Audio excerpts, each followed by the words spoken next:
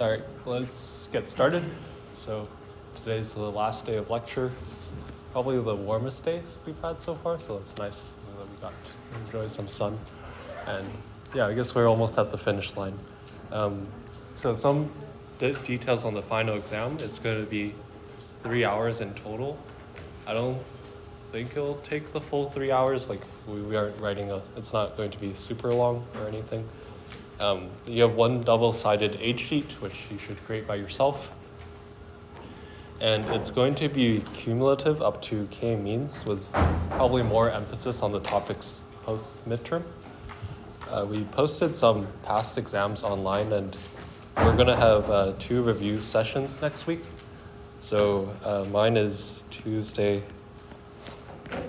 4 to 5. So we can record the review sessions and as well. And I think mine is in another Bacon room. I think it's BA 1170. And Chandra has one Wednesday morning. Question about the contents of the exam? Yeah. It is cumulative. So like everything from before the midterm? Yeah, I think just by nature the content sort of builds a little bit, especially the neural network part builds on the previous parts. But there's going to be some more emphasis on the post-midterm stuff. Yeah. Yeah, the topics after k-means are. So that basically means we can take our time a bit today. Like we can do some more review and talk about RL a little, because we're pretty much done with the content on the exam. And yeah, I guess to study, I think we have slides, so I'll upload like all the annotated slides. Most of the recordings are up, so either there's a recording of me giving a lecture or someone in the past. I actually re-recorded the backpropagation lecture because that was broken, and I think it's good to try to explain that clearly, and then we'll try to get some more TA office hours too. So I guess one general thing is, if you have, I think a good strategy is to try some practice exams and practice questions to figure out which subjects or which topics you feel are most challenging. And then you can ask questions about them or try to help other people answer questions as well. So if you answer questions on Piazza, we do notice those things, and it's also a good way to study as well.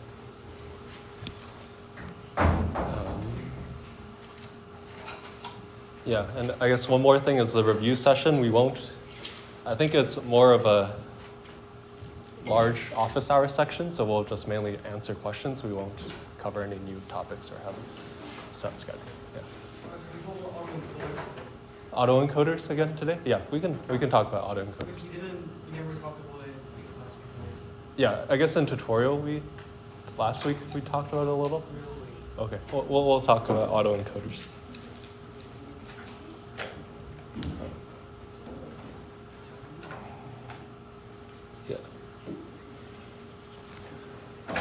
Yeah, I guess to reflect on the course a little, we can sort of write down a list of topics we've covered, right? So initially we started out with k nearest neighbors, and that sort of introduced the ideas of the training set, validation set, and how you should tune hyperparameters. Then next we had decision trees. And I guess one thing that was going on simultaneously is we sort of reviewed key concepts that you use throughout the course, right? So we talked about linear algebra, some calculus, and probability and stats. So these were like the mathematical tools that we were using throughout the course, and they'll be useful in a variety of different contexts as well. They just show up all over the place. So after k-nearest neighbors and decision trees, we talked about linear models. So we started off by talking about the linear regression problem.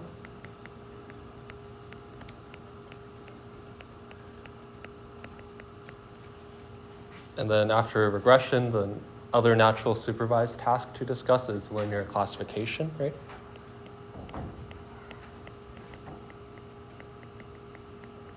And linear classification is usually just called logistic regression.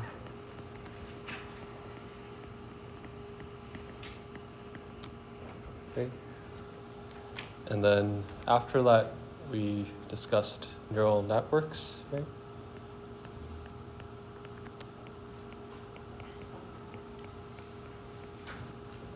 So neural networks were sort of building upon the two prior topics. You can sort of think of neural networks as stacking additional linear and nonlinear functions on top of a single linear layer, and that ends up being very expressive. Then we next discussed like how you actually go about optimizing neural networks by using the backpropagation algorithm. Okay, so that was sort of the, I guess this was where the midterm was. And then post-midterm, we talked about neural networks, probabilistic modeling.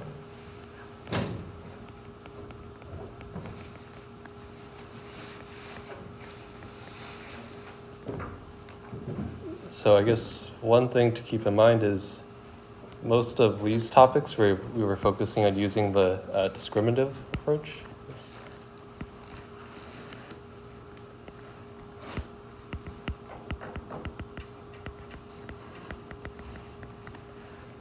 And then we sort of started talking about how you can also view machine learning through the lens of a generative perspective, where you try to model the actual distribution of each of the data points. So we talked about generative models. And that's where the Gaussians fall under as well.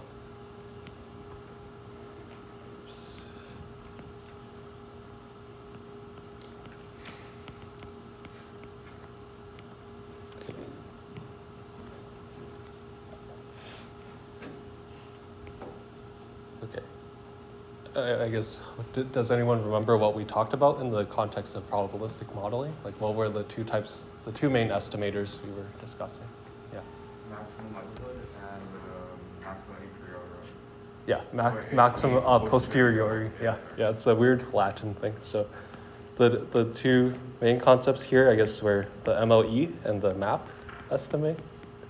And this is sort of a new framing because in the MLE approach, we got to revisit like how we cast the objective for some of the earlier problems. And the MLE is saying we should choose the parameters to maximize the likelihood of the data set, right? So you can write that down.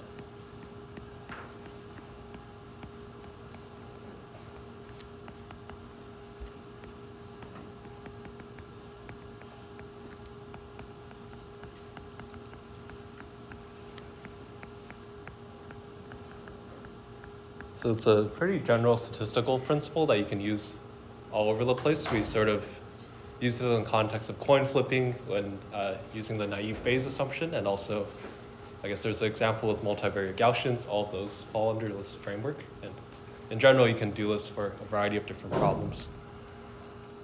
So what was new about the map? Like, what does map add on top of the MLE? Yeah.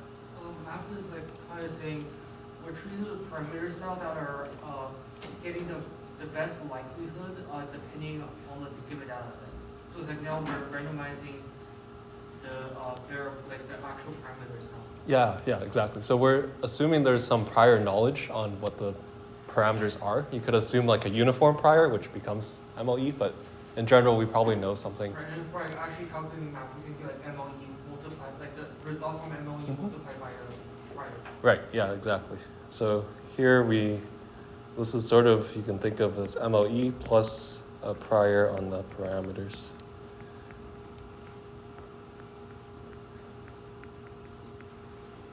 And one cool result of this is if you looked at least squares regression, you can view that as having a Gaussian prior on the weights before, like on the weights, and then you see your data, then you try to minimize your squared loss. Okay.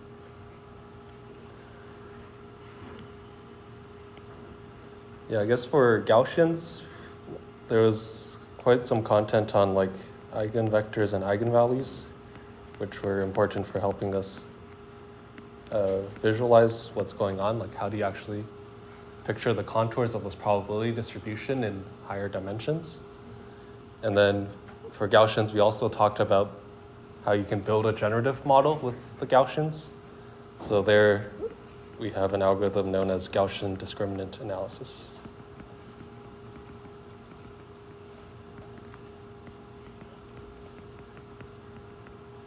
So that's where you try to form a Gaussian model of what each class looks like, and then give a new data point, you compute the probability it's under each class, and you just choose whichever class has the maximum probability.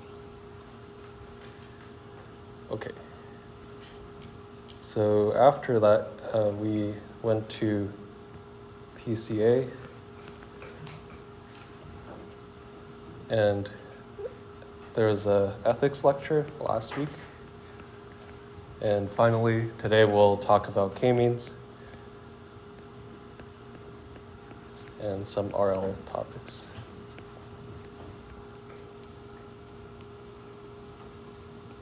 So I think one thing to note here is that PCA and k-means are both going to be unsupervised algorithms. So conceptually, it's a little bit different from the earlier context where you assume you have access to the labels.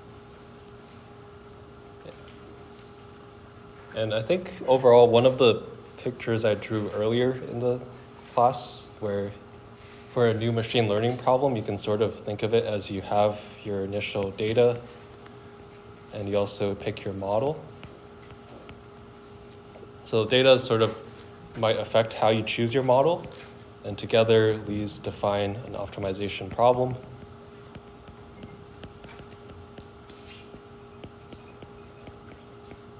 Which we try to solve. So really all of these are different sort of optimization problems, because even in PCA we had this objective that we were trying to optimize. Is reinforcement learning considered unsupervised, or is it It's sort of a third thing, yeah. So it's somewhere maybe between supervised and unsupervised, yeah. But yeah. Is ethics gonna be on the final? I don't, maybe a little bit, but it's not going to be the focus. Yeah.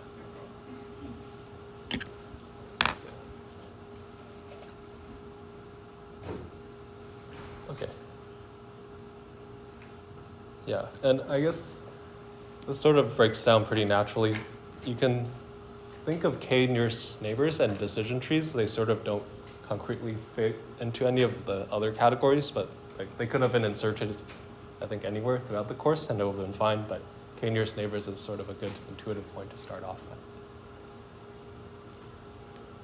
with. Right. Any questions on or thoughts on any of these topics? I guess just to sort of anticipate what sort of questions we'll discuss next week, maybe let's raise our hands if we feel like we need more practice with some of these topics. So let's start from neural networks. So raise your hand if you think you probably will want to review neural networks. Okay. Yeah. How about probabilistic modeling? Okay, cool. Gaussians? All right. Yeah, I mean, this is good. Like all these topics are pretty, like they're not easy to learn the first time around, and you sort of need repeated iterations solving problems to understand them. How about PCA? Okay, yeah. So I guess maybe in the review session, just bring your questions on probabilistic modeling, Gaussians, and any other things you have in mind. Yeah. So a few things I just want to mention on here, just like specific to like the topics. Yeah. For neural network, what about like convolution layers and stuff like that? Yeah, I guess like everything we talked about in lecture is in scope. Right, So like back propagation and all of that is also in scope. yeah, Okay. for sure. Yeah. And then for the Gaussians and also PCA, we talk about like matrix decomposition and stuff like that. Mm-hmm. So that's a part of like when you write Gaussian like eigenvectors, like you include it. Mm-hmm. Yeah. Yeah, so this is just like the biggest level picture of things, but there's specifics that you should also be comfortable with.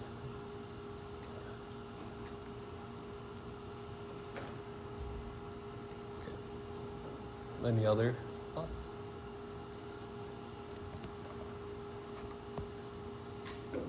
Okay. So one other thing to do is there's a feedback form that got released. So please take some time to fill out the course feedback form. I guess just as some additional context, this was the first time Chandra and I were teaching the course, so we primarily just stuck with what the instructors did in the fall, and the main changes we made were we added the math diagnostic, which hopefully prepared you for some of the math to come, and then also the open-ended project option. Some of the open-ended projects looked pretty exciting, so I think it would be fun to look at those. We also made tutorials more problem-solving oriented, like based on feedback during the middle. So, and yeah, I guess in general, just feel free to give us your honest feedback on what supports your learning. The feedback survey is completely anonymous, but we plan to read all the responses and hopefully continue to improve the course. And if you have any more detailed thoughts, you can always just email us directly. Like, we're happy to talk more about these things. Yeah, I guess in general, if you have thoughts on like how to improve the broader CS experience, that's also good to share, right? So I guess like one thing that might help is if we had more TA support staff, we could potentially have smaller tutorial sessions where you get to see the same TA every week and potentially have like a more collaborative group environment. And that's sort of like a department level of suggestions, right? So as undergrads, you have a voice to like vote and try to influence how things are handled. And there's definitely some changes we'd make if we were to do it again. Like, I guess homework 1 ended up being a little bit confusing because the submission on 2 different platforms caused quite a few headaches, and we're still working through the regrade requests. And I think the project we probably want to revamp a little. We just basically took what was there before, but it seemed like there are still quite a few minor issues there. So, but that also requires TA support to try to work through. So if you have if you think the course could just benefit from more TA support, then like feel free to say that in the form.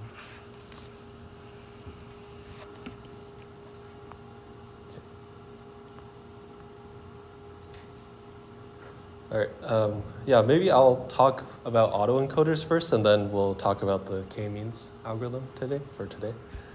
So I don't know if I have the slides pulled up for autoencoders, but the main conceptual idea isn't too difficult. It's basically that for autoencoders, we're trying to use neural networks to do compression.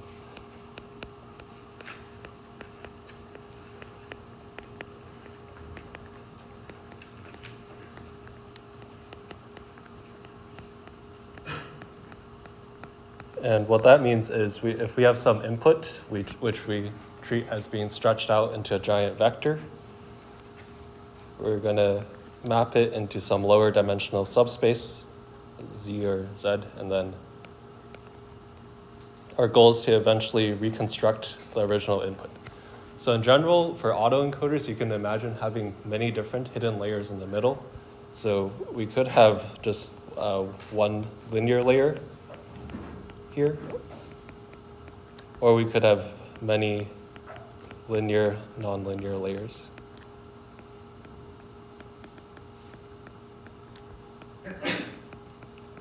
So this is another framing of the unsupervised problem, because here again, we don't assume we have labels. What we're trying to do is we're trying to compress this high dimensional image or language input into this small vector and have a function that's able to reconstruct the original input image or signal just from that vector alone. And so I guess the goal here is we're going to generate x hat, and our goal is to minimize like x hat minus x squared, essentially. So this is known as the reconstruction error.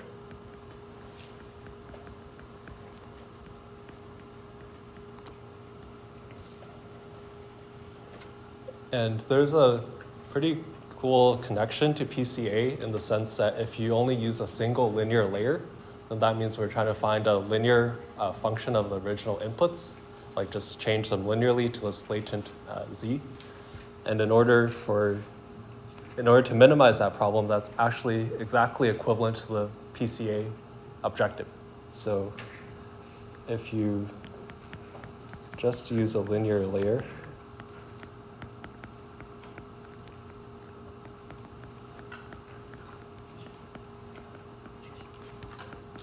this is equivalent to doing PCA. Or I guess it's more precise to say the optimum is going to be equivalent to the PCA objective, because PCA is trying to find a linear projection that minimizes the reconstruction error. And if you formulate this in this neural network sort of framing, we have the same objective, and the function itself is also linear, which means if you try to learn the weights to minimize the loss, you'll get a solution that's like the loss would be the same. It might be like rotated or scaled a little differently, but I guess the minimum should be the same.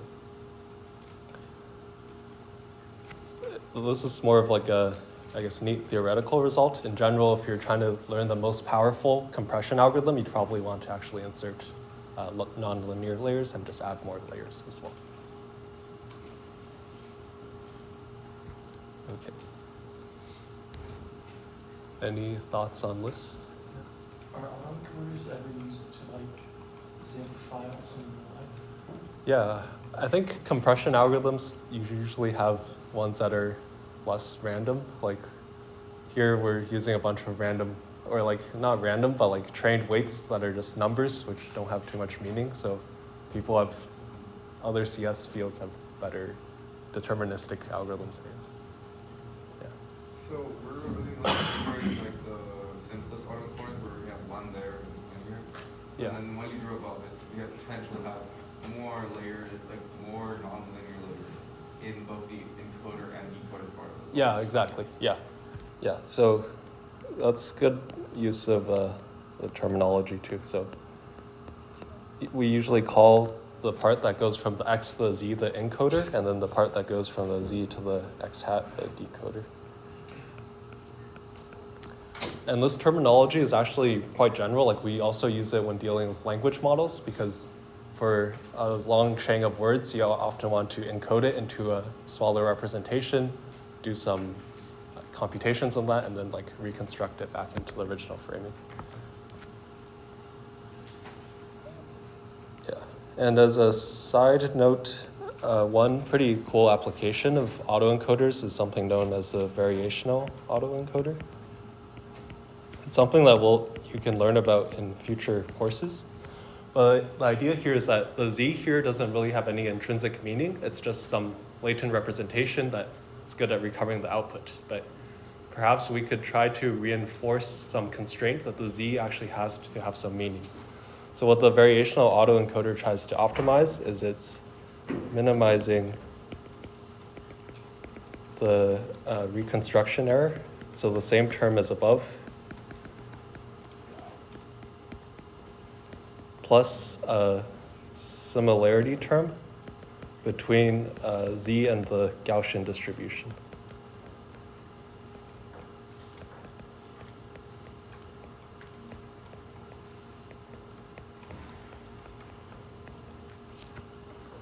So this is a really popular framework for doing generative modeling, because you can imagine now we have MNIST digits again, like 28 by 28 images, and we're compressing it into this 10-dimensional space.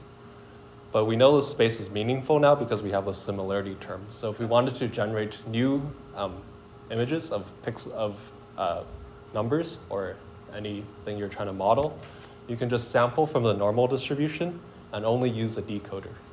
So this turns this compression framework into a more powerful generative framework where you can generate new concepts as well. Yeah. So this allows you to have a generative model.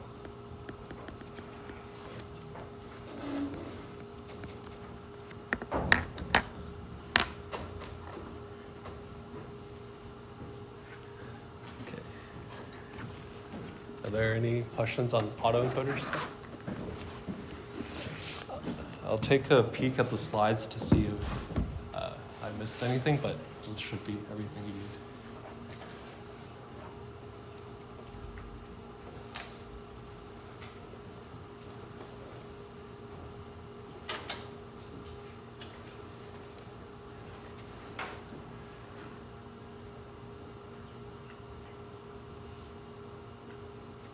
Yeah, I think the slides from the last lecture just had some more interesting visualizations of what deeper nonlinear autoencoders can accomplish, but conceptually, this is what you should need to know. Is the reconstruction error the same as these? Yeah, I guess it's a similar mean squared error loss.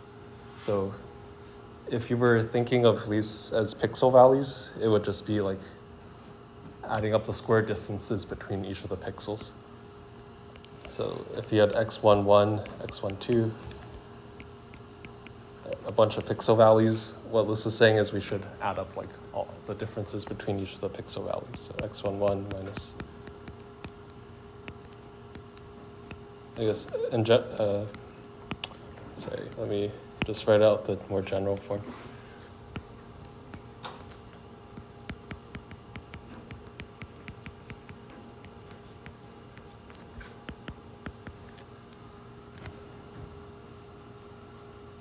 There's other possible reconstruction losses you might want to consider. So sometimes pixel distance might not be actually natural for the human eye, so people have more elaborate schemes as well. And autoencoders be used for anomaly detection, like checking if the reconstruction error is fine? Yeah, I think so. That could be a usage, yeah. So I guess PCA can also do a similar thing where if the reconstruction is high on PCA, then that might be a point that's harder to fit.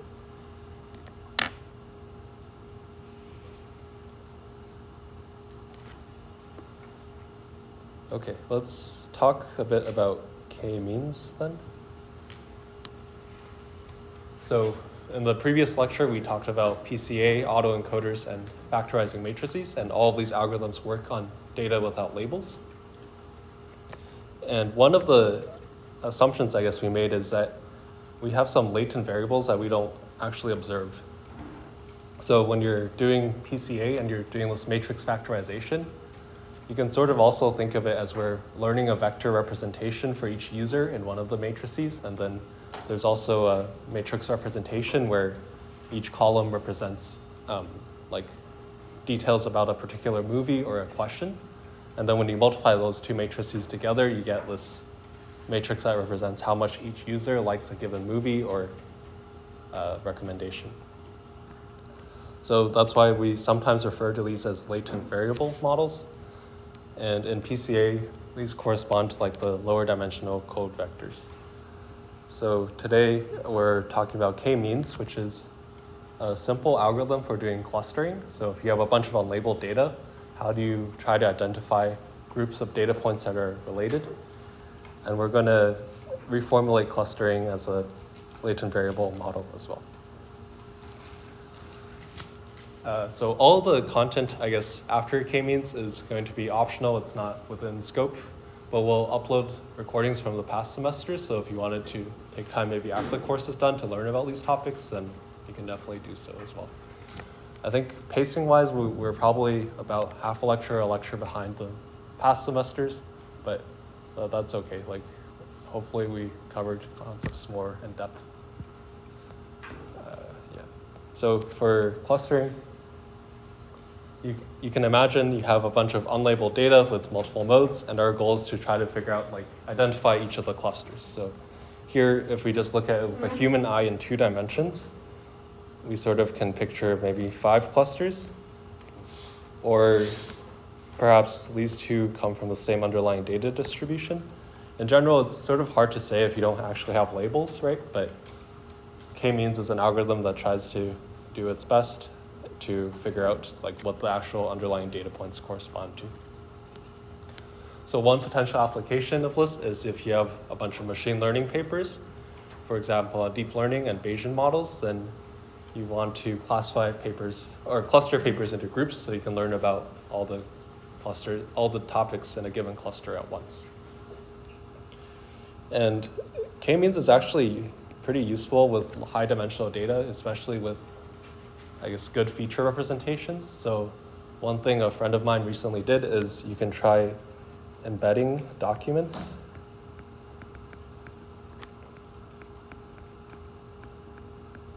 So what that means is if you have a bunch of different documents from the internet, like Wikipedia articles or something, you can ask there's a few APIs online where you can get numerical representations of the underlying documents. And then if you just apply some sort of unsupervised clustering algorithm like k-means, you actually naturally get pretty nice groups of related articles. So it's a really nice, almost free way to discover structure within your data.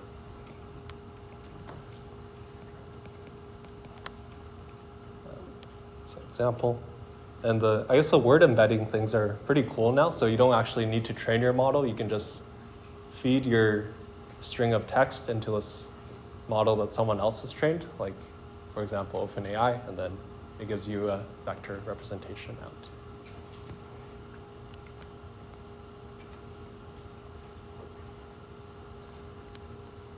Okay, so there's a hyperparameter here where we have to choose the number of clusters that we want to build, and each point becomes associated with the cluster center.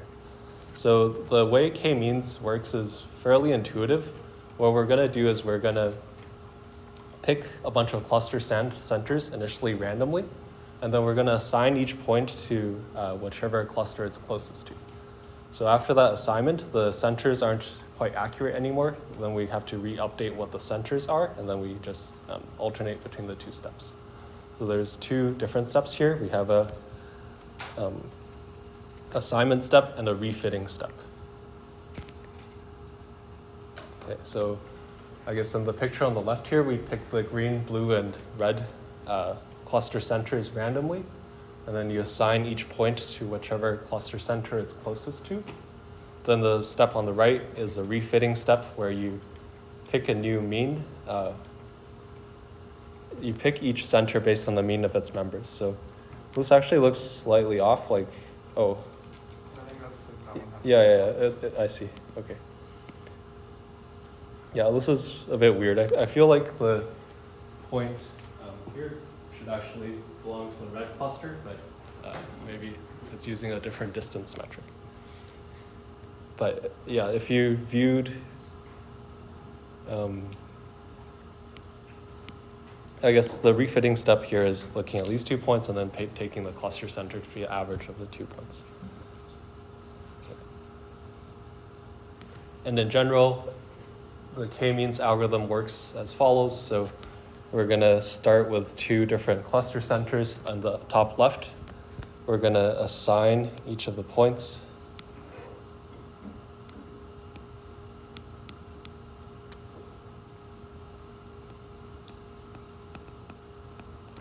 Once the points are assigned, you update the means again. So I guess we refer to the step as refit. And then you just alternate between the two objectives, so A, R. And eventually you converge to 2 pretty reasonably looking clusters. Yep. How do you choose K in this case? Is there like is it just by like visualizing between clusters, or there's like a mathematical like regularized term to minimize something? Yeah, the tricky part here is we don't actually have the labels, right? So you sort of have to use some prior knowledge or like inspect what things look like with a few different K to see how to actually choose So K. it's not really like you want to minimize how close each, like the minimum distance between point and cluster with respect to map, but also like term for making sure K is small. Yeah, so I guess unless you had a small labeled validation set or something like that, then you could potentially have some more concrete way of defining what your loss is. But in this case, we have a relatively simple objective, which we'll get to in a slide or two. Yeah. So, yeah, the objective here is more complicated in equation form than what it's actually saying. So what it's saying is we should look at all the data points. So this is a sum over the number of data points. And R is going to be a vector that represents which cluster we're assigning a given data point to. So R superscript n is saying for the nth data point, we're assigning it to cluster K. Okay.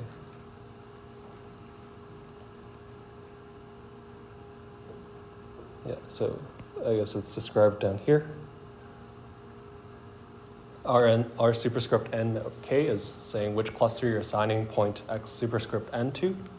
And then we're trying to minimize the sum of squared distances from each point to the cluster it's assigned to. So that's the objective for k-means. For each of the points, you look at which cluster center it's assigned to, you square that distance, and then you add that up over all the points.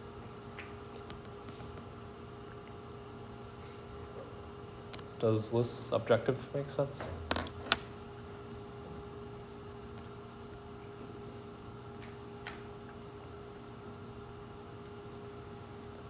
I guess concretely, if we were to go back here, what we're doing is we're saying the cost function is going to be, let's say this is d1, d2. In this particular case, it's the sum of the squares of the distances of each of the lines.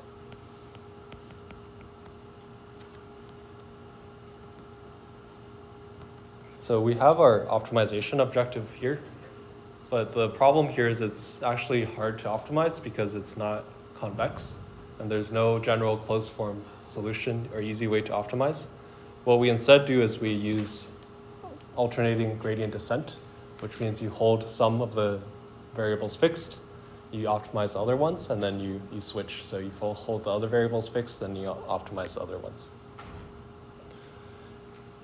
So in general, this is often also referred to as coordinate descent, and it's where we basically switch between these two things. So we're going to alternate between assigning the points and refitting where the means are.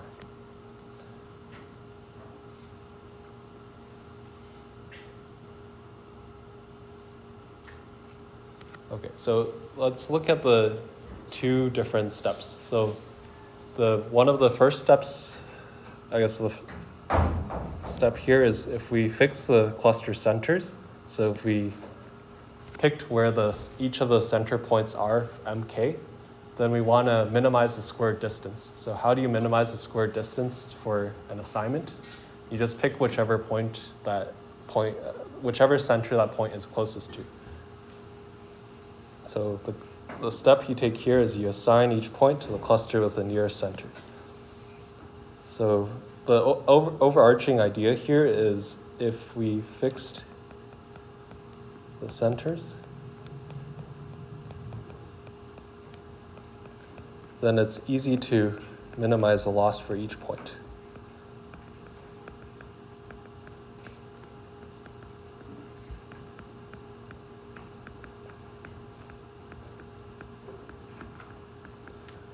It's intuitive if you think of it from the pictures. If you have a bunch of different cluster centers to choose from and you're trying to minimize the distance to the cluster centers, you just pick whichever one you're closest to, and that would minimize the square distance. So in the end, we'll have a vector representing which cluster center each point is assigned to, and it's going to be a one-hot vector in this instance of the k-means algorithm. Are we good on this step?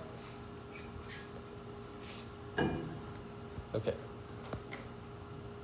So the other step is in the first step, we fix the centers. In the other step, we're going to fix the points.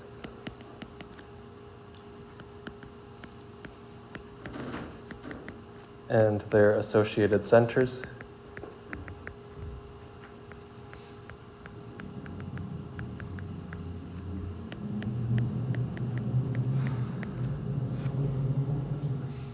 And our goal here now is to update the centers to minimize the objective. So the way we do that is our goal now is to update m sub k's.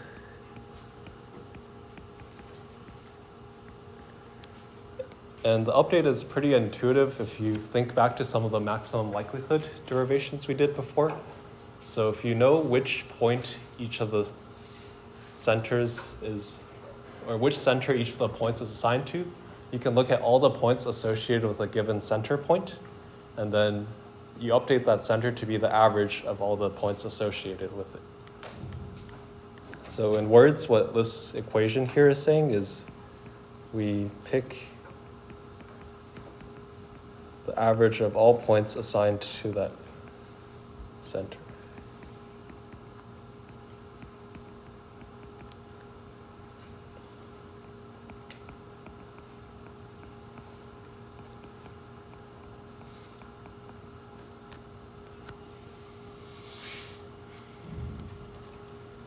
We can also derive lists more formally again. So we've done versions of list derivation before where we take the partial derivative with respect to one of the variables. If you look at the derivative, we're trying to optimize what the cluster center M subscript L is. And in order to optimize that, our summation becomes only over the points which are assigned to ML. So this summation, I guess, especially this term here, means we look at the points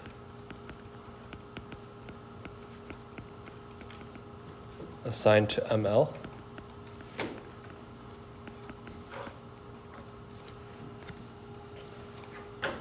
And then when you take the derivative of this quadratic expression, the 2 pops out in front, and then we have this ML minus X superscript N term. So we're doing this in terms of vectors, but in general, I guess in general, if you wrote it out in terms of each of the partial derivatives of the individual components, you'll arrive at that same answer. So once you have this expression, we set it equal to 0, and if you move the terms around, you'll get exactly ML should be equal to the average of all the points assigned to it. So that's what this final equation here is saying. So these two are the same things. One is in words, the other is in equation form. Yeah. Sorry, I'm still a little confused about the ultimate minimization. So you have a cluster, you find the center of that cluster by averaging the distances of all the points. Mm-hmm. This is now the center, and then you use that, there are a bunch of points assigned to that center. Yeah. You go to each of the points in the cluster that's assigned to that center, and then you do what with it exactly? Yeah, you go to each of the points, and now we get to choose our new center location. Oh, okay. So we're saying we just choose a new center location by looking at all the points assigned to it, and then you take the average of those points. Okay. Yeah. Yeah. Well, because this is not a complex function, is also like you're doing alternating steps. So I'm wondering, is it possible for it to diverge? Yes, there's an example where it finds like a bad local minimum. I don't think it'll diverge, like it's always guaranteed to converge, but you won't necessarily always get like the best possible assignment. Is there a reason why it converges, like the theory behind it? Yeah, for sure. So let's think about this some more. So why might lists converge? In general, I guess in math, one principle you can use to say whether a sequence converges is if it's a monotonic sequence.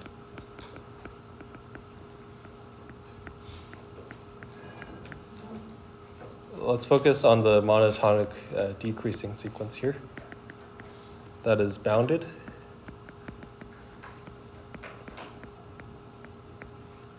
Then it's guaranteed to converge in the limit. In the case of k-means, because we only have a finite number of possibilities of cluster assignments, it's actually going to be guaranteed to converge in a finite number of iterations.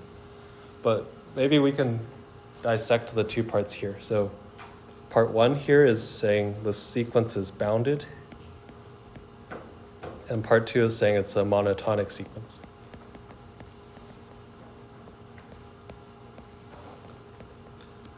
Meaning it's strictly, it's not increasing, it's always the same or decreasing. So which sequence are we looking at here, I guess is the first question. Like what's the sequence of values we can think about when we are trying to analyze the convergence of k-means? Yep. Yeah, so the sequence we're looking at is the loss at every iteration. So our sequence is a k-means loss. Why do we know the sequence is bounded below? It's bounded below. Yeah. Because the norms are positive. Yeah, Not so, negative. yeah, all the norms are non-negative. This was a question on the midterm too, right? We were looking at least squares and asking, is it bounded below? It is bounded below because all norms are non-negative and greater than or equal to 0. So it's bounded below by 0. And then the second step you have to show, in general, to show any sequence converges is to show it's monotonically not increasing. So how might we show that here? Like, why is each update step guaranteed to not increase the loss?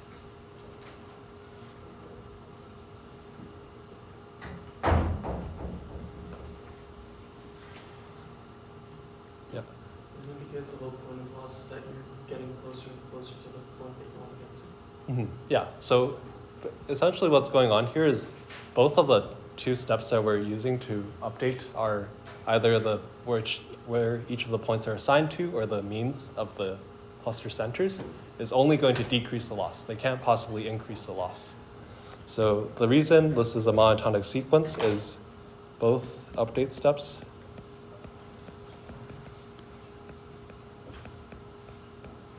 do not increase the loss.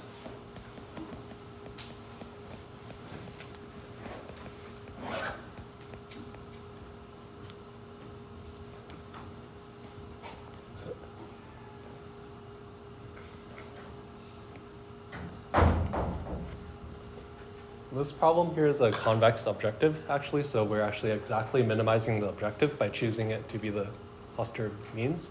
And then this step here, it's not decreasing the loss because we're only updating points to cluster centers they're closer to. So we're not moving any point to a center it's further away from, so the loss can only go down. So because the loss is only going down and there's a lower bound on the loss, then we're guaranteed to eventually hit a point where the loss doesn't decrease anymore. Yep. I think about it as every time, like during both steps, because we're doing the minimum, we're doing like an argument function here. Yeah.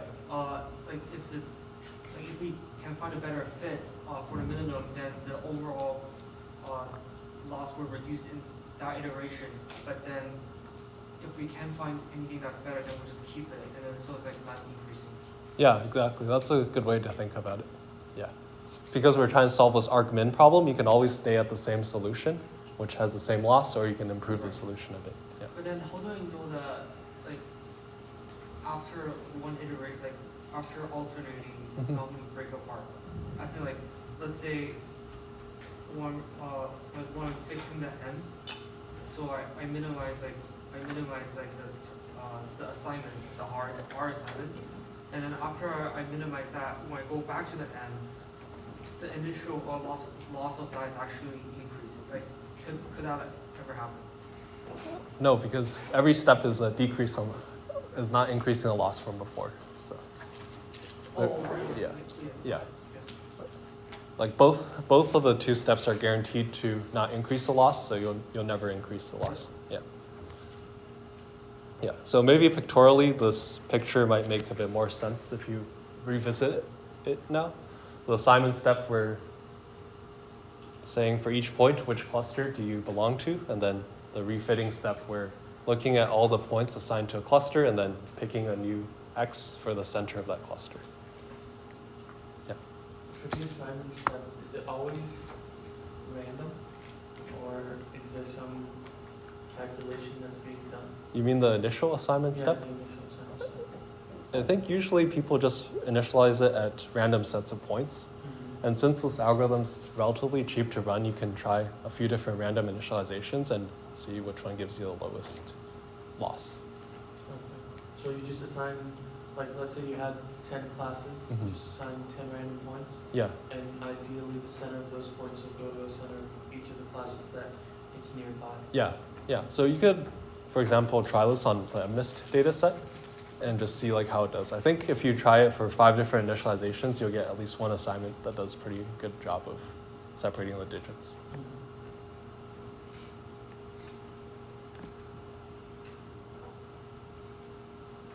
Okay. So the full algorithm written out, just you repeat between these two steps. this is similar to the alternating least squares, and in general, these sort of algorithms are referred to as coordinate descent, because we're fixing a bunch of the coordinates and trying to optimize the other ones, and then we alternate between the two different steps. All right. And then I guess here is a repeat of the argument. We sort of showed a more general purpose version of this just now. So eventually we'll reach a point where the assignments do not change. And if that's the case, that means we've converged. And because there's a finite number of possible cluster assignments, it's actually going to be some exponential number of assignments, but that's okay because it's still going to converge in a finite amount of time. Also, two things. One, first, the second point, that's like kind of what I was talking about earlier about because it's an argument function, you would just keep the previous one if it's already minimum. Yeah. So it's going to converge eventually. So I get that point now. The second thing is going off of what he said earlier. If we have like if we know we want to categorize the data into a set amount of categories, like the digits, for example, or like newspaper categories, then we can just like pick a K immediately. But otherwise, like, do we also want to play around with like how many Ks we got? Like, is there also like a theory behind? There's no formal theory for how to like, pick a random one. Well, it's like usually if we don't go into a problem knowing nothing about the underlying data set, like you might know if you're trying to study machine learning, there's like 6 or 7 topics that you're primarily trying to care about. Like for this application, there's like 4 different cell types or something like that. So then you just go in with that prior knowledge and choose that to be your K. Right, so usually you have like some prior knowledge to pick a good one. Right, yeah. And you can always like visualize the cluster centers as well, right? So you can use PCA or something to project it onto a 2-dimensional subspace and then maybe choose from that. Yeah. Can you turn this unsupervised learning into sort of a semi-supervised by after it finds each cluster, if you manually label each cluster as this class, this is this class, this is this class, and then you introduce new data to the entire system and see where it lands? Yeah, that's something that works. So it's sort of like bootstrapping from a small amount of knowledge and trying to generalize it to a larger set of things. And yeah, that can work. So you try to optimize for the small set of labels you have, and you take that to be the ground truth to help you pick like how many cluster centers you have. Yeah, so we won't discuss that more in this class, but that's something that's definitely possible and people do. Since we don't have the algorithm convergers, we usually just wait for it to converge. Yeah, you wait for it to converge, yeah. I guess if you plot the loss, you can usually see that the loss flattens out and it doesn't take too long to converge. But it might not always converge to the global minimum. So this is one example where we get stuck at a bad local optimum, where we have 3 choices of, I guess K equals 3 in this case, right? And we get stuck at this optimum because if you try to assign or update the centers, you're still stuck at this minimum. So the way around that is kind of the brute force naive way, where you just try different initializations and hope that one of them gets you to a good global minimum. So if we looked at this data set, what would the clusters we pick be for this 2-dimensional data set? Yeah. Like the triangle. So like top, down. Yeah, good. Yeah, so this is a easy case because it's sort of easy for us to see that these points are naturally grouped. And you can imagine other more sophisticated algorithms can maybe find these more naturally. But if you initialize k-means at bad starting points, you could potentially get the cluster assignment on the right instead.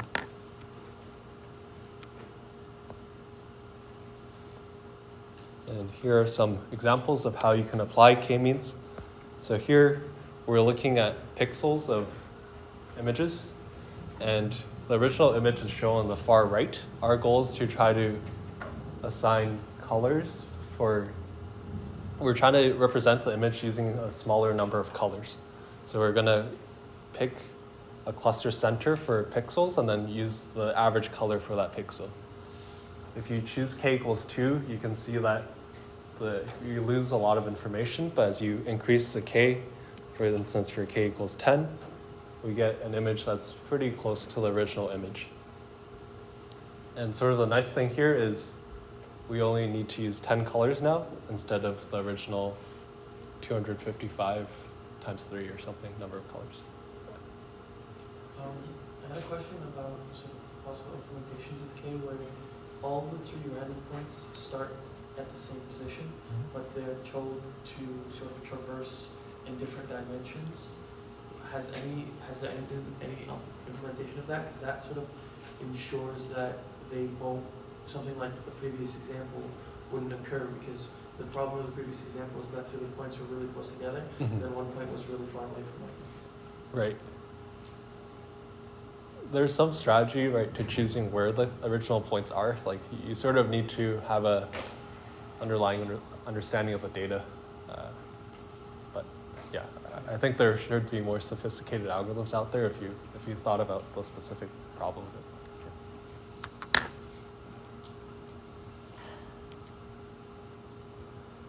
So if you viewed lists from the standpoint of compression, this is also, you can view k-means as a compression algorithm as well, right? We're reducing RGB pixel intensities to just a 10-dimensional vector.